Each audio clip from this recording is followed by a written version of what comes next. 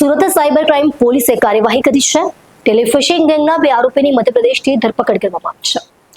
Website ડિઝાઇનરે Zudio ફ્રેન્ચાઇઝીના નામે સુરતના વેપારી પાસેથી 31 લાખ પડાવ્યા હતા। એક વેપારીને નવસારીના ચીખલીમાં આવેલી તેમની દુકાનો ટાટા ઝુડિયો કંપનીને ભાડે આપવાના ઈરાદે ગૂગલનો સહારો લેવાનું ભારે પડ્યું છે। આ વેપારી 31 લાખની છેતરપિંડીનો ભોગ બન્યા છે। આ બનાવ અંગે સાયબર સેલમાં ફરિયાદ નોંધાવવામાં આવતા પોલીસે ઝડપી કાર્યવાહી કરી મધ્યપ્રદેશથી 2 ઠગ આરોપીઓની ધરપકડ કરી તેમને જેલ ભેગા કર્યા છે।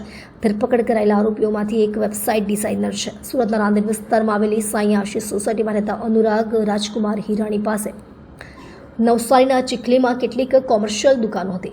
તેમણે આ દુકાનો ટાટા ઝુડિયો કંપનીને ભાડે આપવાનું મન બનાવ્યું। ગત 22 માર્ચે તેમણે ઝુડિયોની મેલ આઈડી શોધવા ગૂગલનો ઉપયોગ કર્યો। તેમને ઝુડિયો હેલ્પલાઇન પરથી એક મેલ આઈડી મળ્યું, જેના પર તેમણે પોતાની દુકાનો ફ્રેન્ચાઇઝી માટે ભાડે આપવા માટે ઈમેલ કર્યો હતો। જુદા જુદા બહાને 31 લાખ પડાવ્યા। થોડા દિવસો બાદ અનુરાગ હિરાણીને સામેથી મેલ આવ્યો। આ દુકાનોમાં ફ્રેન્ચાઇઝી આપવા માટે તત્પરતા દાખવી આ કંપની કરાર કરવા તૈયાર હોવાનું જણાવાયું। આરોપીઓએ ઝુડિયોના નામથી અલગ અલગ લેટર મોકલવાનું શરૂ કર્યું।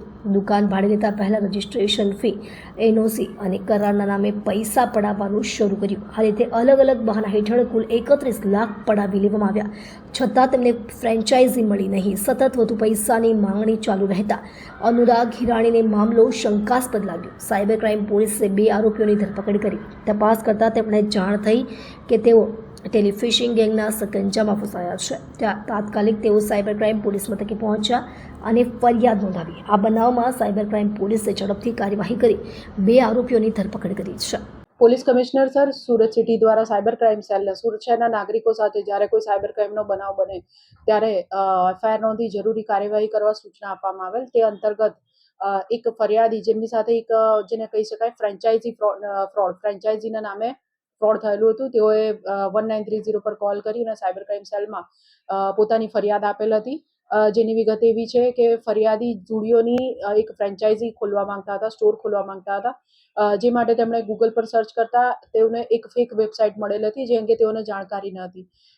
એ વેબસાઇટ ઉપર જે સંપર્ક હતો એની ઉપર તેમણે સંપર્ક કરતા Zudio help@trent franchisee-tata.com mail ID પર એમણે સંપર્ક સાધ્યો અને એ મારફતે ટાટાની ઝુડિયોનો સ્ટોર છે એની ફ્રેન્ચાઇઝી લેવા માટે તેમને જે સામેવાળા વ્યક્તિ છે તેમણે અલગ અલગ એકાઉન્ટોમાં પૈસા ટ્રાન્સફર કરાવ્યા।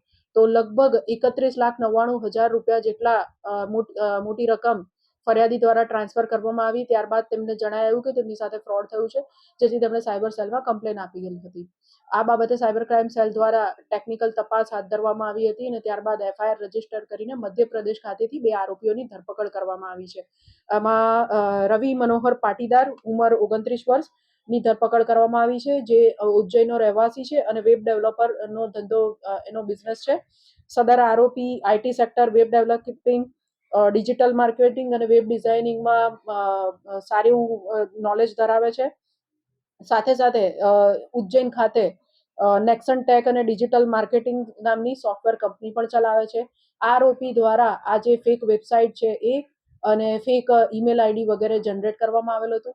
આ આરોપી ઉપરાંત ઇન્દોર ખાતેથી પ્રશાંત મનોહરદાસ કસેરાની ધરપકડ કરવામાં આવેલ છે।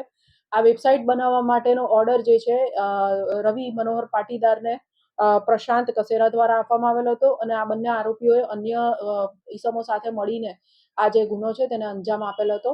હાલ તેઓની ધરપકડ કરવામાં આવેલી છે અને આમની સાથે બીજા અન્ય ગુનેગારો કોણ સામેલ છે તે અંગે સાયબર ક્રાઇમ સેલ દ્વારા તપાસ કરવામાં આવી રહી છે।